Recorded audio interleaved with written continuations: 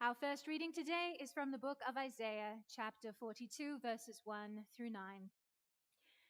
Here is my servant, whom I uphold, my chosen, in whom my soul delights. I have put my spirit upon him. He will bring forth justice to the nations. He will not cry or lift up his voice or make it heard in the street. A bruised reed he will not break, and a dimly burning wick he will not quench. He will faithfully bring forth justice.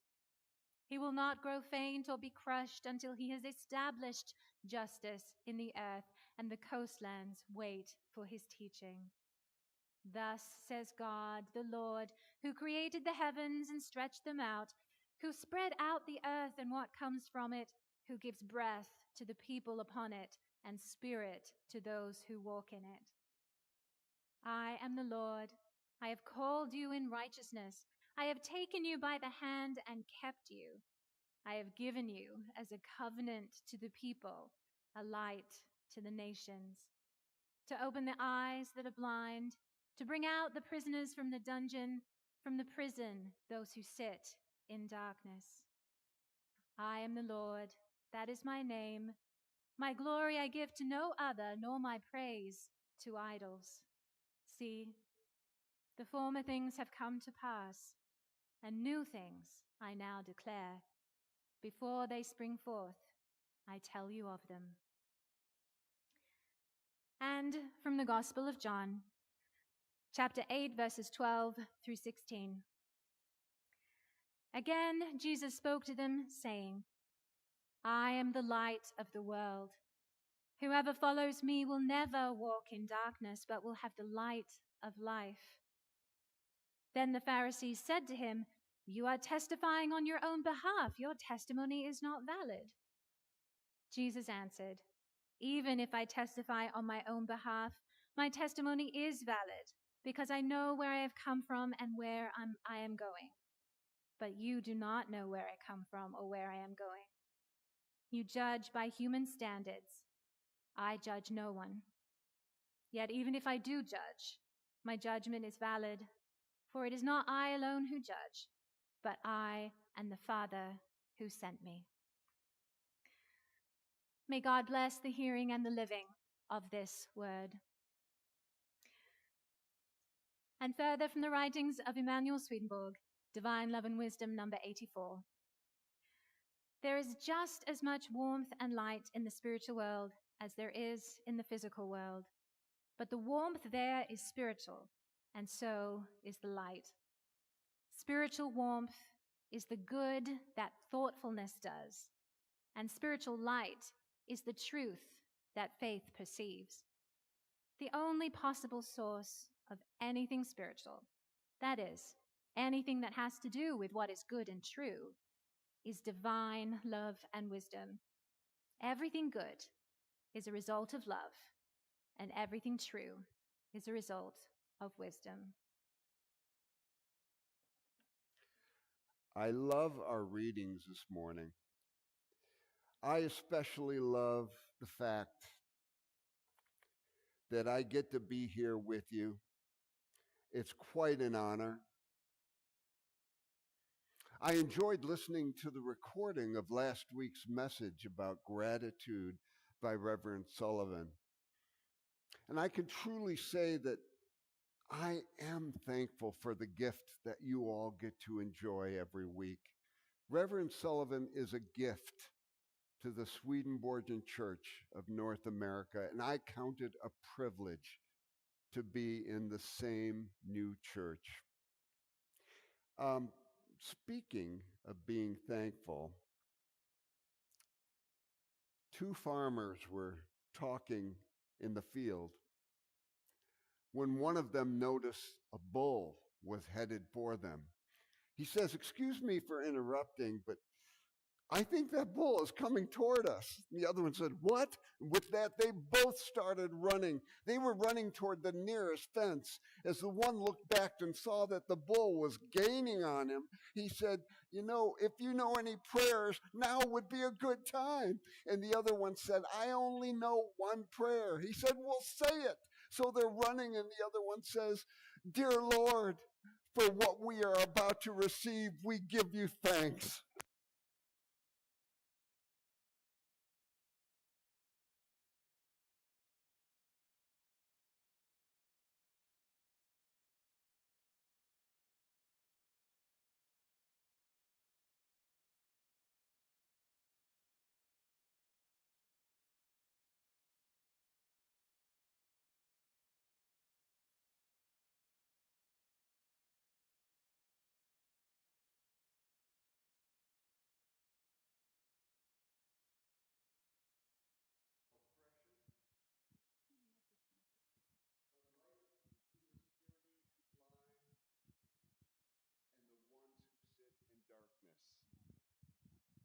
Is this not working?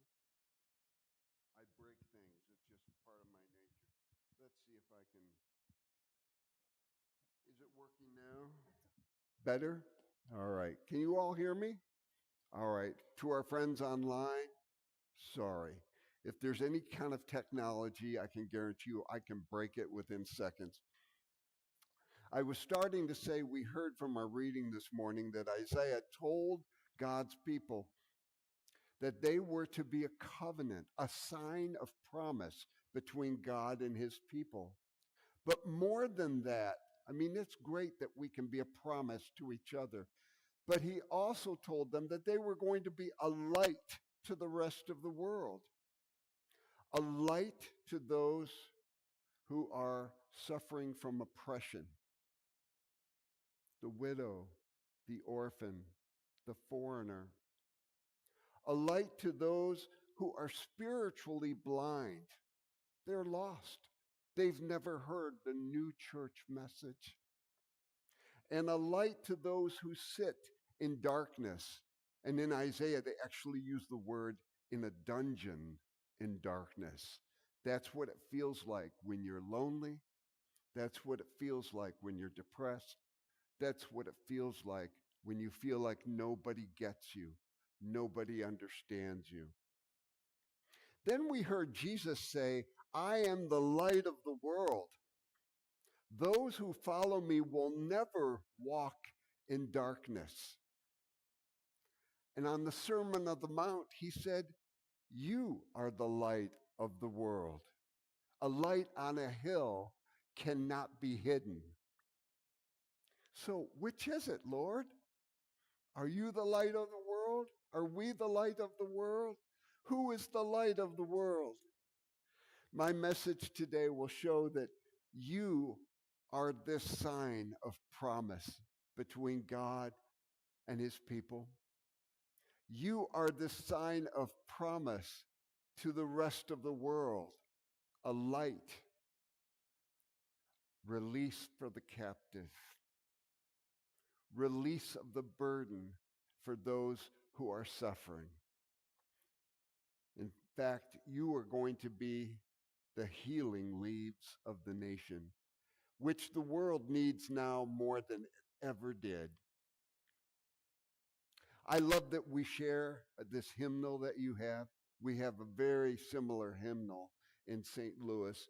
And one of the hymns that we will sing this morning is an Austrian tune that was written by Frank Joseph Haydn, one of my favorite composers. As someone who studied music, I love the melody. And in this hymn, which is called Hail the Glorious Golden City, I love its rich and meaningful lyrics. And you'll see it. It's in hymn number 617 in your book. Hail the glorious golden city, pictured by the seers of old. Everlasting light shines over it. Wondrous tales of it are told. Only righteous men and women dwell within its gleaming wall.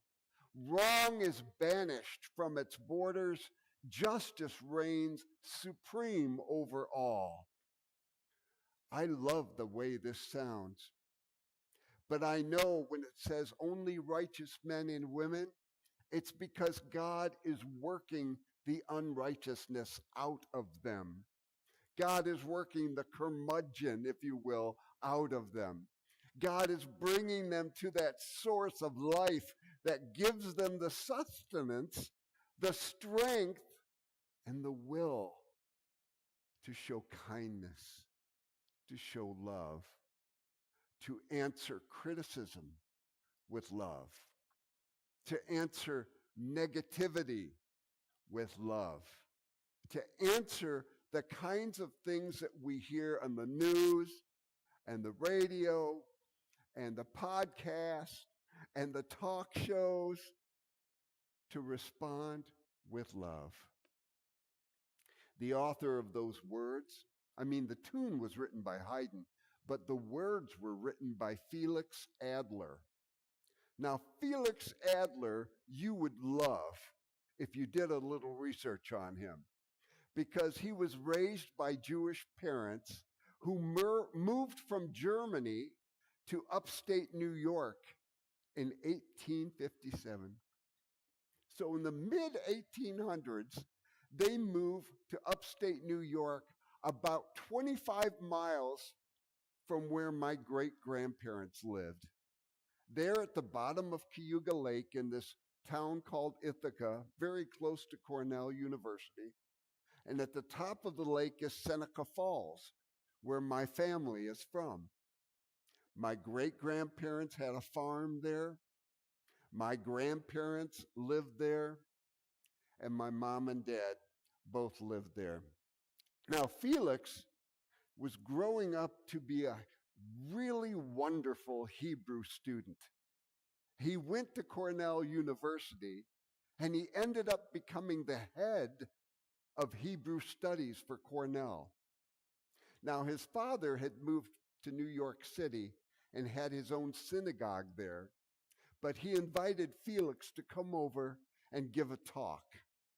And this is what fascinated me, because Felix gave a message that emphasized, now listen to these words, deed over creed. Did you get that? Deed over creed. A message that we need to hear today. A message that needs to resonate within us today.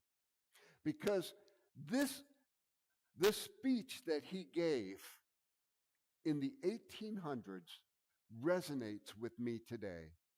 And I'm just going to share one sentence.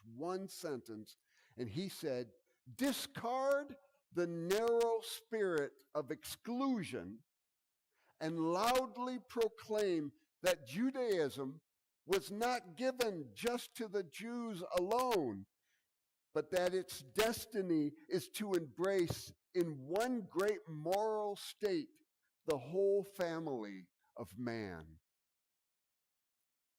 And when I read that, I was thinking to myself, Lord, could he have been a Swedenborgian? You know why I'm saying that. Because the moral state of mankind, humankind, has gone down and down and down. And the idea that if we can eliminate the spirit of exclusion and include in our circle of faith whatever you call your faith, that if it's focused on kindness and the light and the love of God, that we share this kind of moral consciousness that needs to be lifted in our nation. And it isn't just for humankind, it's for all of God's creation. I felt compelled to research Mr. Adler.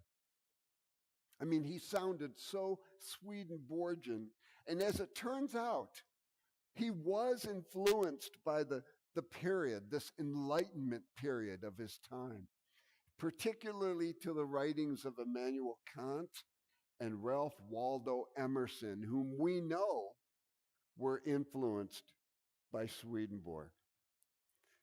So this is what I love about doing any kind of research like this. I found out that Felix Adler, the person who wrote the lyrics we will be singing this morning, also had a hand in founding the Universalist Church. He also had a hand in founding the Visiting Nurses Association. He also had a hand in founding the ethical societies that you see around. And listen to these words. We'll be singing them. We are builders of that city. All our joys and all of our groans help to rear its shining ramparts.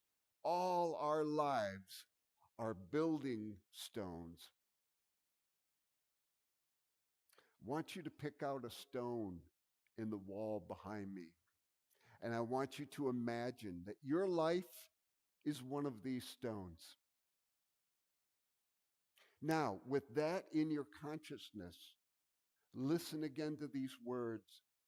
We are builders of that city. All our joys and all our groans help to rear its shining ramparts. All our lives are building stones. Whether humble or exalted, we are called to task divine. All must aid alike to carry forward one sublime design. I once wrote a song. You can find it on the internet if you look for it. When God builds a building, you know it's going to stand. It's not going to fall down by anyone's hand. When God builds a building, you know what it is. It's the work of the Spirit in the people that are His. In Swedenborgian theology, divine love and divine wisdom marry together, and they find their expression in usefulness.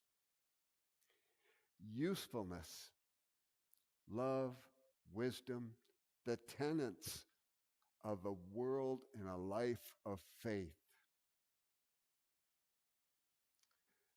Felix Adler, his third and final verse is my favorite. And the work that we have builded, oft with bleeding hands and tears, oft in error, oft in anguish, will not perish with our years. It will live and shine transfigured in the final rain of night. It will pass into the splendors of the city of the light. You and I, we're citizens of the city of light. This little light of mine, I choose to let it shine. And although Mr. Adler passed into the spiritual world in 1933, incidentally, the year my father was born, 25 miles away, but I applaud his many good works and the ripple effects unto eternity that those works produced.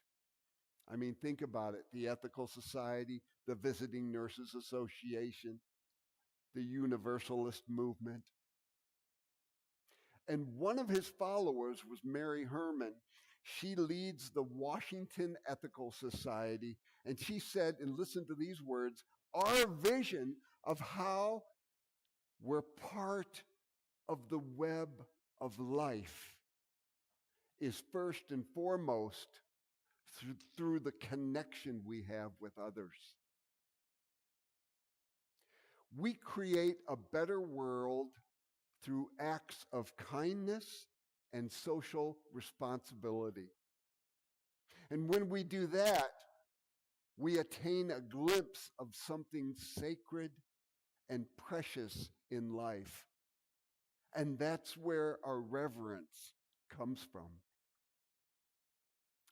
Wow, that's the mic drop moment for me. Because that is where our reverence comes from. That's where the light shines within us. That is our connection not only within the Swedenborgian denomination, but with all humankind, it's that connection to love and kindness. It's that connection to following what we know is right when we stand up for justice. The only thing I would add to her statement is that exactly is how the life and the light of Christ is reflected and cherished in people and communities that may or may not bear his name. You know, I was wondering, what is the international symbol for truth? We all know what the international symbol for love is in any language. It's the heart. But what would be the international symbol for truth? So I began thinking about that. I remember watching cartoons as a child, and whenever one of these fictional characters had a bright idea, a light bulb would bling appear over their heads. It works for ideas, but for something as profound as divine truth, maybe the symbol should be a rising sun, as if to suggest the dawning of divine enlightenment. And I'm a Beatle fan, so the first song came to my mind was, "Here comes the sun, doo doo doo. Here comes the sun. I say it's all right." Love it. And that was written actually when George Harrison was sitting in his garden with the remnants of a broken heart. And suddenly the light beams started shining through the clouds. And the song came to him. Here comes the sun. In our theology, we very often study the spiritual significance of the sun as the provider of warmth and light that allows for photosynthesis in the plants, growth in vegetation, byproducts such as oxygen that we need to breathe. And in the spiritual world, it represents warmth and illumination. That warmth is divine love. That illumination is divine truth. And the marriage of that love and truth, that goodness and that truth, is what Jesus meant when he said, "I am the light of the world. Whoever follows me will not walk in darkness." So if you think about it in contrast, darkness would mean evil, falsity. And Jesus came to break that stronghold that evil and falsity had over the church and over all humankind. That is the power of divine truth and divine love working together in usefulness. I love it. And Swedenborg wrote, "Heaven's sun is the Lord. Light there is divine truth, and warmth the divine good that radiate from the Lord as the sun." So everything that comes into being and manifests itself in the heavens is from that divine source. The Apostle John said, "Believe in the light so that you may be children of light." If we reflect the light of Christ, we are children of the light. But the source of truth and goodness within us is God. Each of us has an inner self and an outer self. The inner self corresponds to the life of heaven within us. I mean, to the extent that we're open to receiving it, right? And the outer self corresponds to our natural connection to the world. And that's why Jesus spoke of being born again, which means by the process of regeneration, we begin to open that part of ourself that can believe in the light, so that step by step, through all of our joys and all of our groans, through usefulness, we can become children of light. And if usefulness were not part of that equation, then we would be the light under a bushel. Our reflection of Jesus would be hidden because we have failed to put it into action. That's why in the Sermon on the Mount, Jesus said, "You are the light of the world. A town built on the hill cannot be hidden. Neither do people light a lamp and put it under a bowl or a bushel. Instead, they put it on a lampstand, and it gives light to everyone in the house." In the same way, he said, "Let your light shine before others," and this is the important part, "that they may see your good deeds." Deed over creed. That they may see your good deeds and glorify your Father in heaven. See, the marriage of divine goodness and divine truth longs for expression through the usefulness of that divine task of which Felix Adler so eloquently wrote.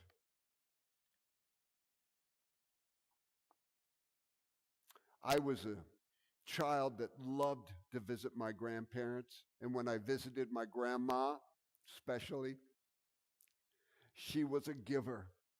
She could not stop helping people in her community. And I just thought this was a part of community life. This is what people do. And I didn't realize it until her 90th birthday party. My parents sponsored it, they hosted it, and they invited the town. And basically, the whole town of Seneca Falls showed up. And one by one, people came up to the microphone and said, "She helped me when I couldn't afford a prom dress. She helped me put together a prom dress out of materials that I had. She sewed it, and I went to the prom." And another person said, "When we were too poor, she came and helped us with food. She made food for us." And one of the school teachers came and said, "When we had children with special needs, we would call Cecil," that was her name, "and she would come." So I was astounded that the line to give witnesses of her goodness was a long line. And it blessed me to know that my grandmother was one of those pillars, was one of those lights in the community. Well, Felix had the same thing growing up with his mother. She did a lot of charity work, and he could see the effects of poverty. He could see people who did not have money. He could see what happened to people who had to struggle just to find food. And all of that planted seeds in his life that would later manifest in his efforts to develop all those humanitarian efforts that benefit all of us, regardless of cultural background, regardless of religious affiliation. So none of us knows what a single act of kindness can create or how it can change the lives of those around us. Think about this. Maybe a kind word, maybe a gesture can open the door for real growth, real change. And we don't know how much the world is hurting or how divisive words and gossip and harmful actions are destroying relationships instead of healing or building them. But if the world is in so much darkness, how can my little light make any real difference? Sometimes just sitting with a friend and saying nothing. Sometimes just being there. Sometimes just saying, "I will be a witness to your life. I will be your friend." Not saying anything, not doing anything, not pontificating, just being there in a time of need.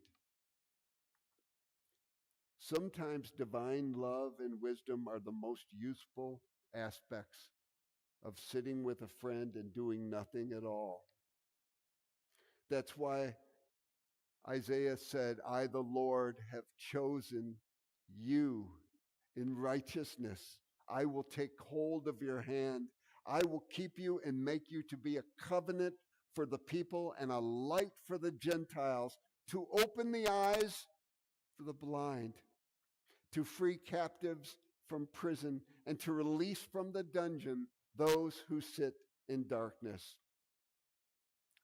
In this beautiful sanctuary, the stone that you see, the pillars, the structure, all represent the truth, the foundations of our faith, as expressed in the words of Jesus, to love God with all our heart, soul, mind, and strength, and our neighbor as ourselves. The beautiful wooden pews, the wooden beams and the rafters, they all represent the good that love does as expressed in the work of our faith, in the work of our hands. The beautiful windows, the light that shines through here gives each of us this sense, this view that we're connected to the warmth and the illumination of natural light. But the real beauty, my friends, is in each one of you. It's in the practice of usefulness that's revealed in your day-to-day activities. When you leave this structure or depart from this place, I want you to think of yourselves as one of the building stones, as a light to the hurting world around us. You are each a reflection of the truth and goodness of God in Christ. And it's your choice to keep it hidden or put it to use. It's an awesome, joyful, and somewhat frightening responsibility to be that light. And I can assure you, just as Felix Adler said, the tears, the anguish, the bleeding hands that Mr. Adler wrote about in the hymn that we are about to sing, the trials and the temptations that we endure, they will build our faith. They will test our resolve. They will continue to cause our roots to grow ever deeper.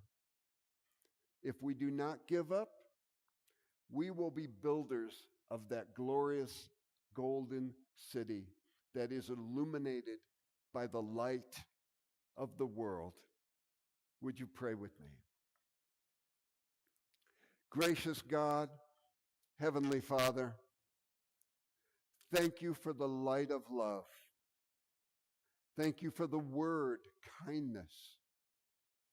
Thank you for illuminating our souls with that very same spirit that Isaiah spoke to God's people. Thank you for the Sermon on the Mount, and thank you for the words that continue to inspire us to this day. But now, Lord, help us direct our thoughts, our eyes, and our minds to helping our brothers, to helping our sisters, to helping our fellow creatures on this world, and to help the earth and the planet to make sustainable decisions, to encourage connection, to encourage life, to be the healing leaves of the nation. Help us with our very thoughts and words and deeds to be the light of the world. Amen.